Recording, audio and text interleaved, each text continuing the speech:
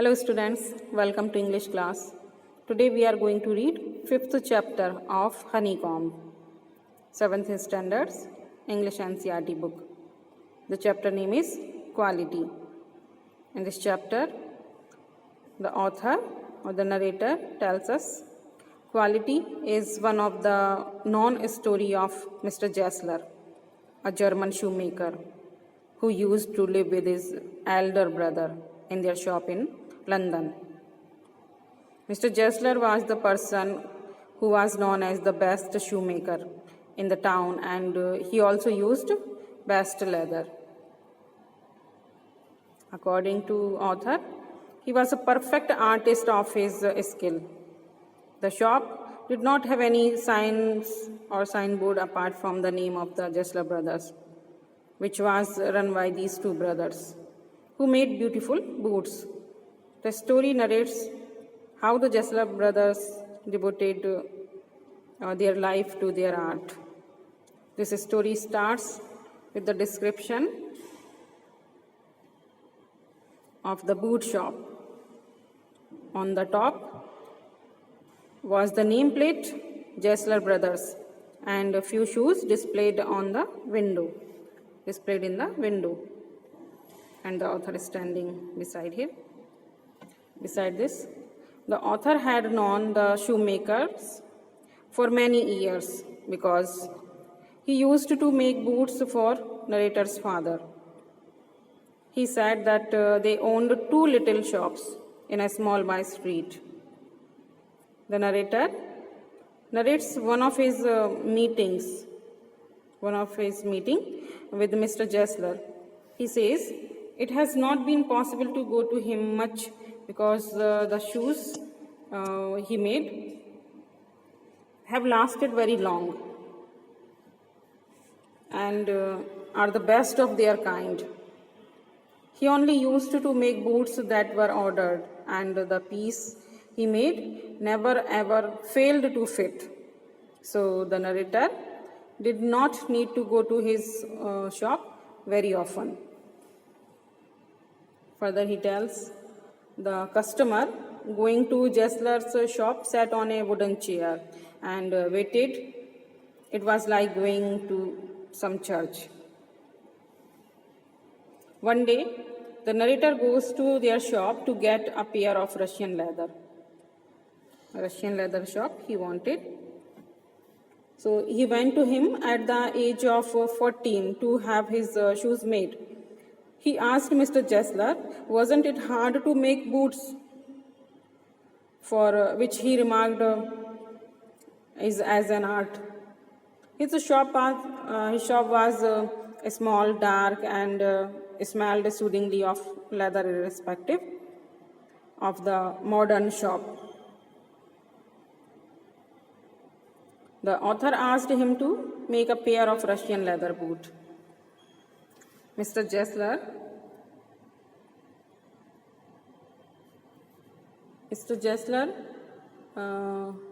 showed him a piece of gold brown leather in his hand. You can see that is the standing person is Mr. Gessler, and he is showing the gold brown leather and promised to deliver the boots after a fortnight. The author got the shoes in the time and fitted well also. After some time, when he came to Mr. Gessler, he complained that his last pair of shoes cracked. Gessler was shocked to hear it.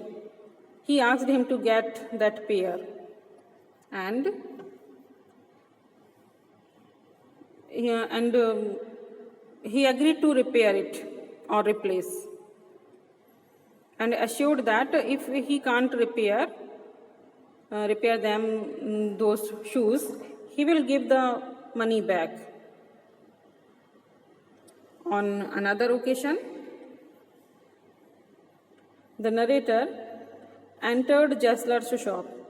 He was wearing a pair of shoes bought at a large firm.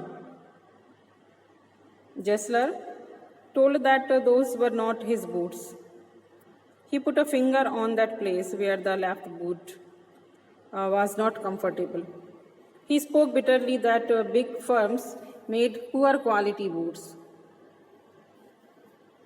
He discussed the conditions and hardships of his trade and told him how big companies get good business by shiny, impressive advertisements,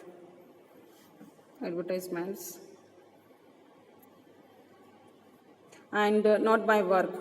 He also spoke about the hard times of his trade. His own business was going down because they did not believe in advertisement. Instead of this, they believed that the quality of their work, their boots, would speak for themselves. Then the author explains to him under what circumstances he had to buy those shoes. The new shoes lasted nearly 2 years. And in his next visit, he receives quite a shock. He saw one of the 2 little windows with another name painted on it. See in the picture, this is 2 little windows in place of one, and the nameplate has a different name. He asked the reason Mr. Jessler. Mr. Jessler told him that when he asked Mr. Jessler about the shop, so he told him that as people did not want good boots, it was difficult for him to bear the cost of 2 shops. And that day he ordered several pairs. Many months later, when he came back, he found Mr. Jessler's elder brother dead.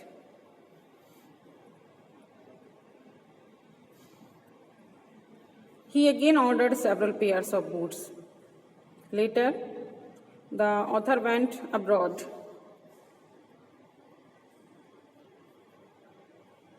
And returns after a year. He found a 65 years old man appear to be a 75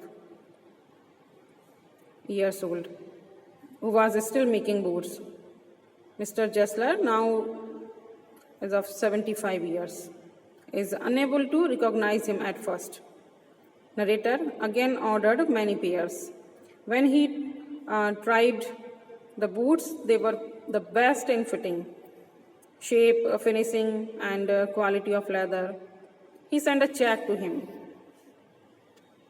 After a week, while passing the little street, the narrator thought to go in the shop and wanted to tell Mr. Jessler that the boots are perfect. But when he visited his shop, he found another signboard. This is.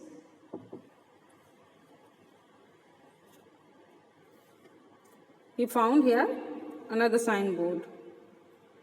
The nameplate was no longer there of Jessler Brothers. He went in very much disturbed.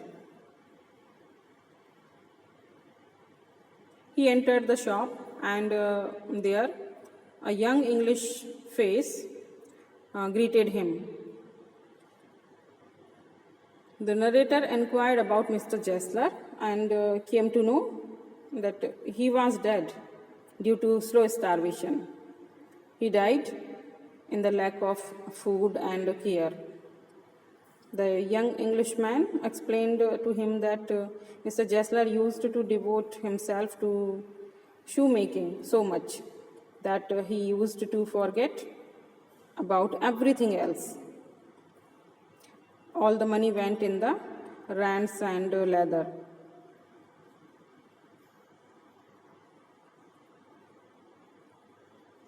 The fate was quite obvious from the beginning, but both the narrator and the young man agreed that the Jessler brothers made good quality boots. They were a good shoemaker. indeed. So that was the story about Mr. Jessler brothers. I hope you understood. Thank you. Have a nice time.